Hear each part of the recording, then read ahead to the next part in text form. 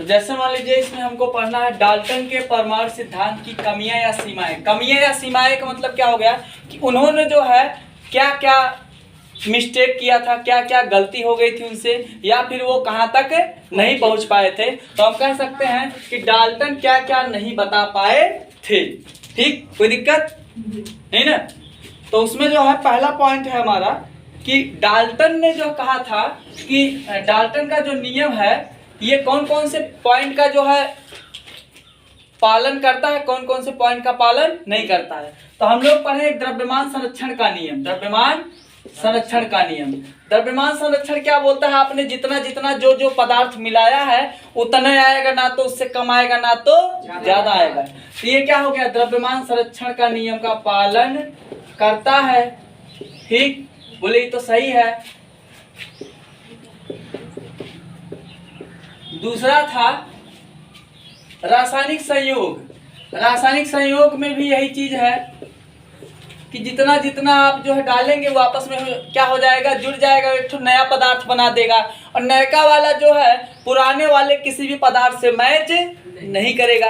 जैसे मान लीजिए आप, हाँ एक चीज ध्यान दीजिएगा, 100% नहीं मैच करेगा, कुछ परसेंट मैच करेगा। जैसे मान लीजिए आपने जो है चीनी और पानी लिया, शरबत बना दिया, है ना, चीनी और पानी लिया, शरबत बना दिया। अब इसके बाद जो है जो शरबत बन गया है वो 100% पानी जैसा नहीं होगा। शरबत मीठा होगा, पानी मीठा नहीं होगा। ठीक, और जो चीनी है, वो जो शरबत है आपका, वो चीनी के 100% समान है। चीनी का जो है क्वालिटी अलग है, उसमें केवल जो है दाने दाने हैं, और इस शरबत में क्या है, चीनी जो है गला हुआ है। ठीक, तो इस आधार पर हम कह सकते हैं कि ये जो है उसके 100% समान नहीं होगा, कुछ न कुछ लक्षण के आधार पर अलग जरूर होगा। ठीक है ना। तो रासायनिक संयोग का नियम को पालन करता है। अच्छा, यह सही है, यह सही है, लेकिन मामला फंस गया। बट गैलुसाक वाला नियम नहीं माना ये। तो हम कह सकते हैं कि कहाँ पे फ्लॉप रहा गैलुसाक के नियम में। गैलुसाक का नियम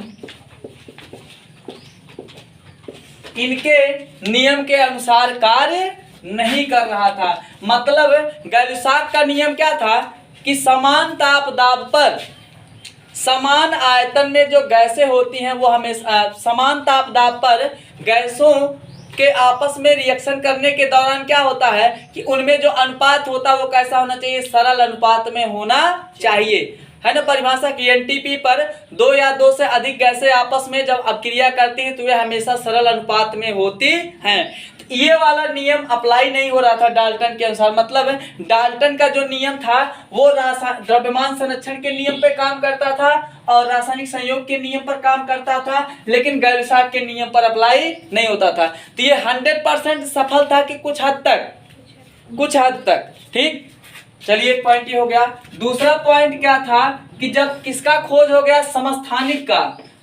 ठीक है ना, किसका, समस्थानिक। तो समस्थानिक होता क्या है, तो समस्थानिक का मतलब होता है जब मान लीजिए कोई तत्व ऐसे हैं जिनके परमाणु क्रमांक आपस में क्या हो, समान हो। समस्थानिक क्या होता है, परमाणु क्रमांक समान,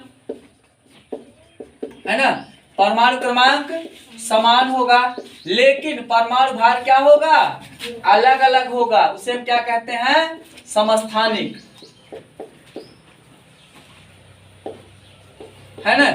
अब इसका जो एग्जांपल अगर आपको समझना है तो जैसे हाइड्रोजन का 1H1 1H2 1H3, 6 carbon 12, 6 carbon 13, 6 carbon 14, है ना।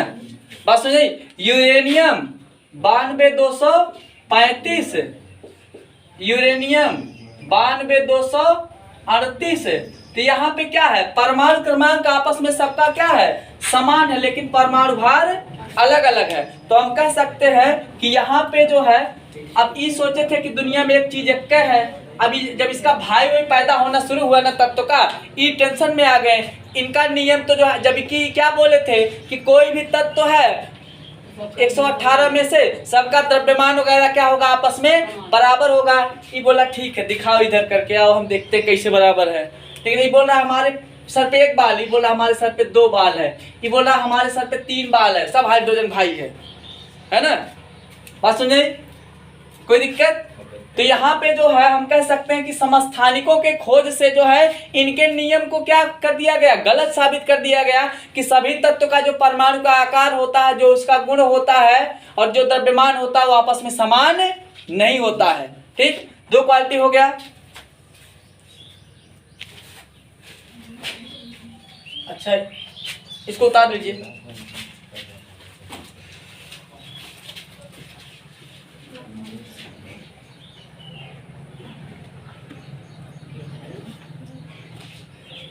उतारी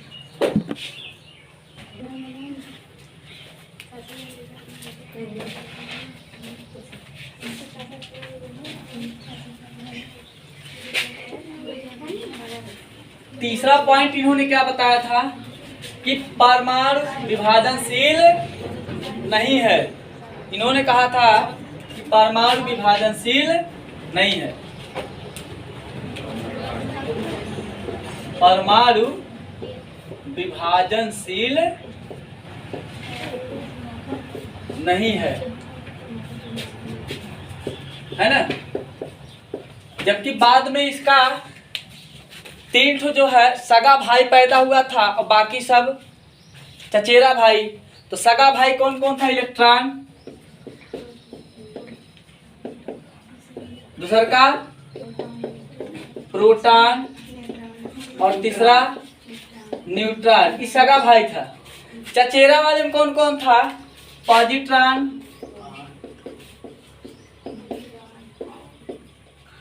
न्यूट्रिनो, एंटी न्यूट्रिनो,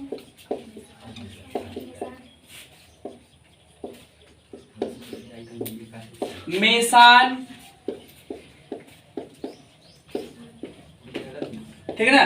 तो हम कह सकते हैं कि कोई भी डाल्टन के अनुसार क्या था, डाल्टन क्या बोले थे कि परमाणु को आप कुछ भी कर लीजिए ना और छोटा नहीं होगा, है ना। डाल्टन क्या बोले थे कि आप कुछ भी कर लीजिए परमाणु और छोटा नहीं हो सकता, मतलब परमाणु विभाजनशील नहीं है। बाद में जो है एक्सपेरिमेंट वगैरह जो है जब किया गया तो वैज्ञानिकों ने बताया कि परमाणु जो है मुख्य रूप से कम इलेक्ट्रॉन, प्रोटॉन, न्यूट्रॉन में जरूर पाया जाएगा। मतलब दुनिया का कोई भी परमाणु आप उठा के देख लीजिए, ये तीनों जरूर पाया जाएगा। ठीक, और जो उसमें कुछ पाए जाते हैं, कुछ पार्ट, कुछ भाग, तो positron, neutrino, anti neutrino, Mason. लेकिन अगर ये सब बहुत कम मात्रा में पाए जाएंगे या नहीं पाए जाएंगे तो ये तीनों कहीं बच के नहीं जा सकता है। इस आधार पर जो है डाल्टन झूठा साबित हो गए, नहीं हो गए, है ना। अगला पॉइंट आता है, ये तीसरा था। चौथा क्या था? इन्होंने कहा था कि परमाणु जो है जब आपस में संयोग करते हैं तो उसको इन्होंने क्या नाम दिया था? परमाणु यौगिक, है ना। इन्होंने कहा था कि परमाणु जो होता है संयोग करते हैं, ठीक, और जब संयोग करते हैं तो सरल अनुपात में करते हैं, सरल अनुपात में कर लेते हैं। तो इसको इन्होंने क्या नाम दिया था? परमाणु यौगिक। आज के डेट में इसको क्या बोलते हैं? अणु बोलते हैं। आज के डेट में इसको क्या बोलते हैं? अणु बोलते हैं। जो पहले परमाणु यौगिक कहलाता था, आज की डेट में वो क्या चीज है? अणु है। ये कह रहे थे कि मतलब सरल अनुपात में होगा, मतलब सीरियल वाइज होगा। ऐसा नहीं है। कोई भी जो है, मान लीजिए कोई तत्व जो है 5 यूनिट आ गया और कोई तत्व 3 यूनिट आ गया, तो सीरियल वाइज है? नहीं है।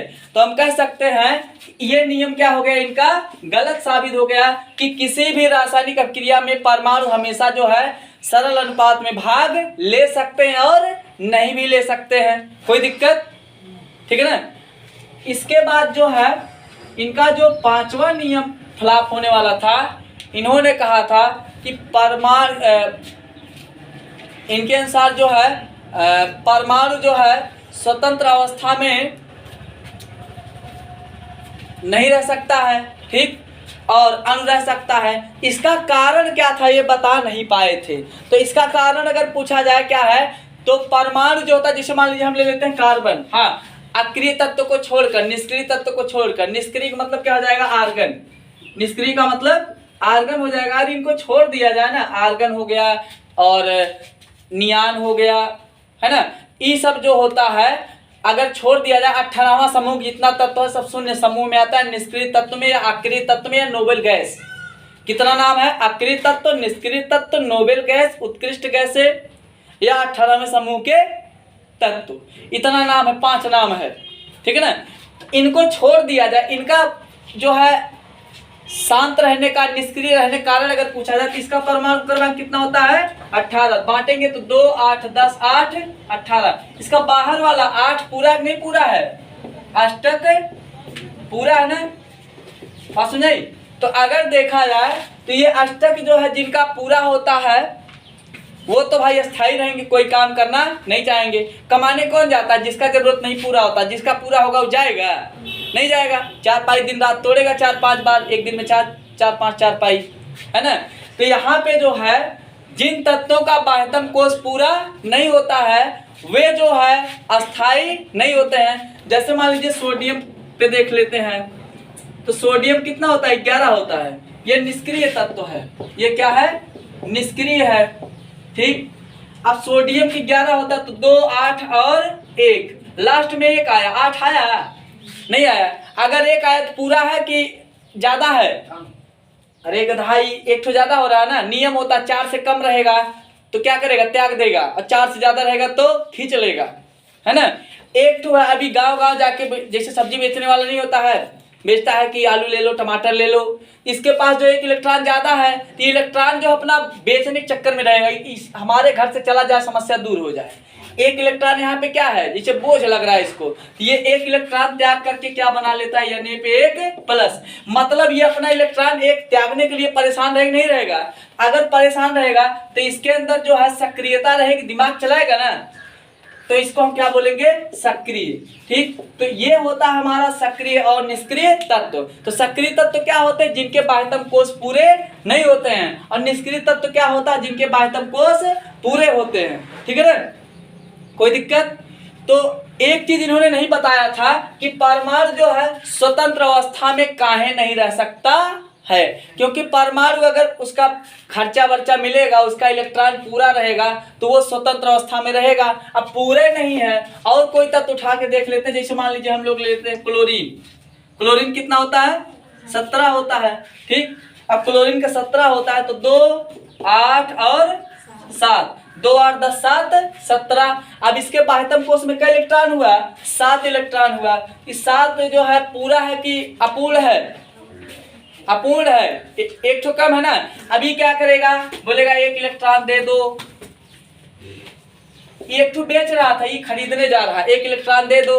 अगर 1 इलेक्ट्रॉन दे दो तो ये 1 इलेक्ट्रॉन अगर इसको मिल जाएगा तो क्या कर लेगा? ये अपना खर्चा पूरा कर लेगा। जब पूरा कर लेगा, अच्छा कम अपना जो कमी है उसको पूरा करने के लिए दिमाग हाथ पैर चलाना पड़ेगा ना। तो ये अपना दिमाग चलाए तो सक्रिय हुआ कि निष्क्रिय? सक्रिय हुआ। तो जिनका जो बाह्यतम कोष में 8 वाला हिसाब किताब बनेगा उन्हें माना जाएगा क्या? निष्क्रिय। और जिनका 8 नहीं रहेगा उसको हम क्या मानेंगे? सक्रिय। तो डाल्टन जो है ना ये बताने में असफल रहे कि परमाणु जो है स्वतंत्र अवस्था में काहे नहीं रह सकता है। और स्वतंत्र टेंशन फ्री वही रहेगा जिसका जरूरत पूरा हो जाएगा, जिसका नहीं पूरा होगा वो स्वतंत्र रहेगा नहीं रहेगा। तो जिसका नहीं पूरा होगा हमेशा गुणा गणित लगाएगा, कहीं ना कहीं से व्यवस्था करके पूरा करना है, ठीक है ना। यही इनका नियम था, इसको उतार लीजिए इतना।